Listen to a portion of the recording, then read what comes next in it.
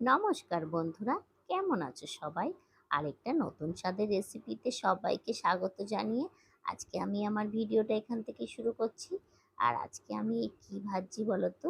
পকোড়া, স্বাদের লাউয়ের পকোড়া। তো সেই স্বাদের লাউ দিয়ে কিভাবে পকোড়া করা যায়, সেটার জন্য তো পুরো ভিডিওটা দেখতে হবে।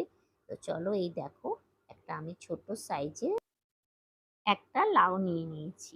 আর এই লাউটাকে আমি মাঝখান দিয়ে দুভাগ করে নেব। আর এর জন্য না একদম কচি লাউ হলেই খুব ভালো হয়। আমি বাজার থেকে এনেছি, এটা কচি, মোটামুটি অনেকটাই কচি, এখনো সেইভাবে পুষ্ট হয়নি, একদমই কচি। এই দেখো, তোমরা দেখলেই বুঝতে পারবে। তো আমি বেশি যে দিকটা বড় সেই দিকটাই আমি নেব, পুরো লাউটা আমার লাগবে না। আর তারপরে আমি লাউটার ভালো করে খোসাটা ছাড়িয়ে নেব। আর ছাড়িয়ে নিয়ে মাঝখানে যে দানাগুলো আছে সেগুলো ফেলে দেবো, কারণ লাউয়ের দানাগুলো যখন আমি গ্রেট করব তখন ওগুলো বাইরে বেরিয়ে আসবে, কচি দানা হোক আর একটু মোটা দানা হোক। দানাগুলো ভালো করে বের করে দিয়েছি, দিয়ে লাউটা পরিষ্কার করে ছাড়িয়ে নিয়েছি। এবার এই গ্রেটারটা দিয়ে আমি লাউটা পুরোটাই গ্রেট করে নেব। আর এই অনেক বাচ্চারাই আছে আমাদের বাড়িতে, দেখবে লাউ দিয়ে লাউয়ের তরকারি, লাউয়ের ডাল রান্না করলে খেতে চায় না। তো এইভাবে যদি আমরা একটু মাঝে সাঝে ওদের করে দিতে পারি, তো ওদেরও পুষ্টিটা পেলো ওরা, আর ওরা বুঝতেই পারলো না যে এটা ওরা লাউ খাচ্ছে। তো আজকে ভিডিওটা পুরো তোমরা দেখো, তবেই তোমরা বুঝতে পারবে যে আমি লাউ দিয়ে কিভাবে লাউয়ের পকোড়া তৈরি করলাম। এটা খেতে যেমন সুস্বাদু, এটা টিফিনে সন্ধ্যাবেলা স্ন্যাক্স হিসাবেও খাওয়া যাবে, আবার দুপুরে ডাল ভাতের সাথেও খাওয়া যাবে। একদম মুচমুচে গরম গরম, একদম খেতে লাগবে দারুণ। তো আস্তে আস্তে আমি পুরো লাউটাই গ্রেট করে নেব। নিয়ে এটাকে, এই দেখো, একদম মিহি যে গ্রেটারটা সেদিকটা দিয়েই আমি পুরোটা গ্রেট করে নেব। তাই দেখো, আমার পুরোটা গ্রেট করা হয়ে গেছে। আর এটার মধ্যে আমি 1 চামচ নুন মাখিয়ে কিছুক্ষণের জন্য রেখে দেব, তাহলে লাউয়ের যে বাড়তি জলটা আছে সেটা তাড়াতাড়ি বেরিয়ে যাবে। আর লাউয়ের মধ্যে তো প্রচুর পরিমাণেই জল থাকে। তো এই দেখো, এটা আমি পুরো নুন মাখিয়ে এক সাইডে রেখে দিলাম। তারপরে একটা বাটি নিয়ে নিয়েছি, আর এতে একটা আমি ব্যাটার তৈরি করব। তার জন্য আমি কি করব, আমি 1 বাটি মুসুরির ডাল বেটে নিয়েছিলাম। আর এই ছোট বাটির 1 বাটি যে মসুরির ডাল বেটে নিয়েছি, এই বাটির মাপেই আমি 1 বাটি চালের গুঁড়ো নিয়ে নেব। তাহলে বন্ধুরা, 1 বাটি মসুরির ডাল যে বাটির মাপে, আর 1 বাটি চালের গুঁড়ো সেই একই বাটির মাপে নিয়ে নিতে হবে। আর ওই একই বাটির মাপে আমি 4 বাটি জল দিয়ে দেবো।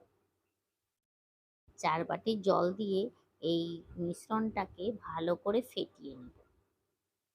তোমরা ভাবছো 4 বাটি জলটা অনেকটাই জল, কিন্তু না বন্ধুরা, এই জলটা 10 মিনিটের জন্য এটাকে পুরো গুলিয়ে নিয়ে তারপরে এটাকে এক সাইডে রেখে দিতে হবে, তাহলে চালের গুঁড়োটার যেটা ডাল আছে সেটা অনেকটাই ফুলে যাবে। তার মধ্যে 1 চামচ নুন দিয়ে দেব, আর 1 চামচ হলুদও দিয়ে দেব, আর হাফ 1 চামচের একটু বেশি লঙ্কার গুঁড়ো দিয়ে দিলাম। দিয়ে আমি এই মিশ্রণটাকে ভালো করে মিশিয়ে নেব। আর ওই দিকে যে লাউটা নুন দিয়ে মেখে রেখেছিলাম সেটার থেকেই দেখো কতটা জল বেরিয়েছে। তো যে বাকি লাউটুক আছে সেই লাউটুক আমি ভালো করে চিপে চিপে একটা বাটিতে নিয়ে নেব। আর এক্সট্রা যে জলটা আছে সেটাও এই চিপলে বেরিয়ে যাবে। নুন দিয়ে তো এক্সট্রা জল বেরিয়েছে, তারপরেও লাউতে জল থাকে।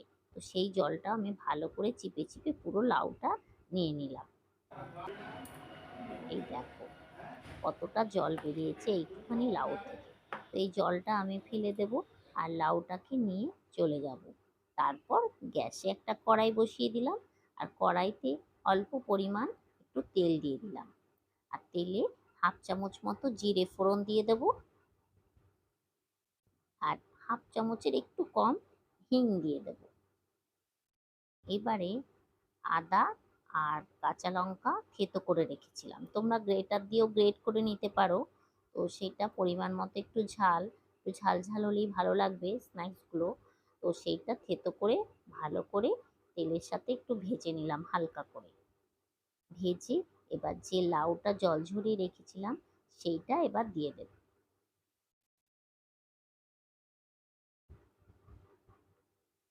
পুরো লাউটাই দিয়ে দিলাম। লাউটা দিয়ে এটাকে ভালো করে নেড়ে চেড়ে একটু ভাজা ভাজা করে নেব।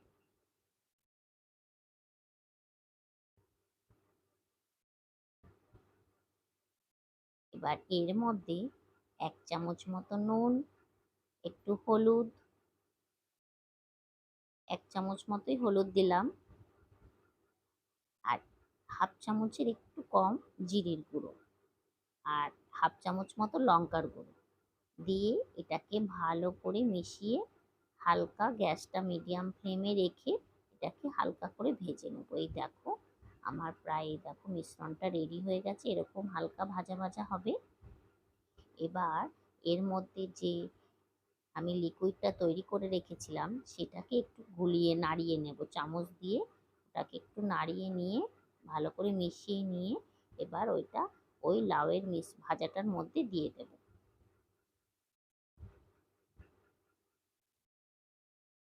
এবার দিয়ে অনবরত লাউ আর এই মিশ্রণটাকে সমান তালে ঘাঁটতে হবে, না হলে নিচে লেগে যাবে।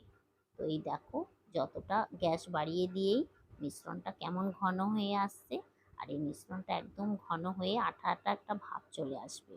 যেহেতু চালের গুঁড়ো দেওয়া আছে এর জন্য মিশ্রণটা মনে হচ্ছিল অনেকটাই জল, কিন্তু দেখো জলটা অনেকটাই টেনে যাবে। এই দেখো মিশ্রণটা আমার পুরো একদম আঠা আঠা ভাব চলে এসছে, আর এটা পুরো রেডি হয়ে গেছে। একদম কড়াই থেকে ছেড়ে যাচ্ছে আর কড়াইতে লেগেও যাচ্ছে। এতে আমার বুঝতে হবে যে আমার মিশ্রণটা রেডি হয়ে গেছে। আর এতে 1 চামচ একটু লাস্টে নামানোর আগে তিল, সাদা তিল ছড়িয়ে দিলাম। 1-1.5 চামচ দিলেই হবে।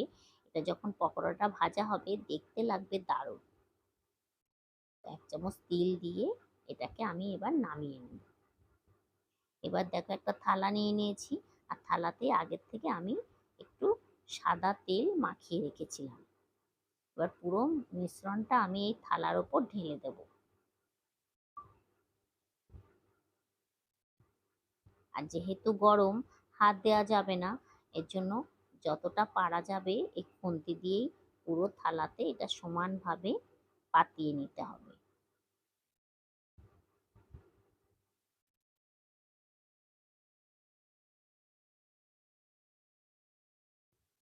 এইভাবে খুন্তি দিয়ে চেপে চেপে সারা থালায় এই মিশ্রণটা ছড়িয়ে দিয়ে সমান করে পাতিয়ে দিয়ে এবার 10 মিনিট থেকে 15 মিনিটের জন্য ঠান্ডা হতে দিতে হবে। তাহলে এই মিশ্রণটা পুরো জমে যাবে আরো।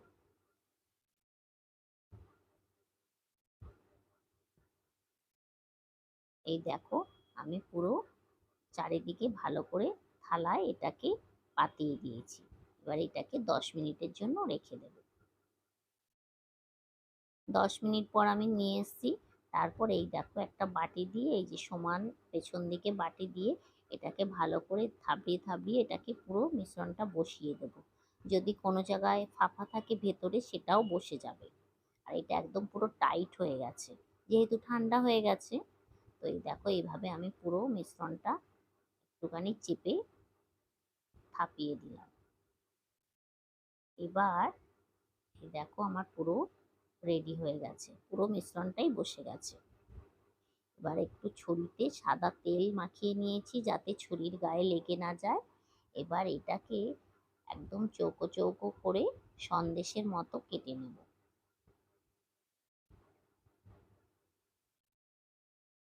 আর যদি এখন এটা যদি ঠান্ডা হয়ে গেছে একদম টাইট হয়ে গেছে আর সুন্দর এইভাবে কেটে একদম সন্দেশের পিস যেমন হয় সেরকমই দেখবে একদম উঠে যাবে।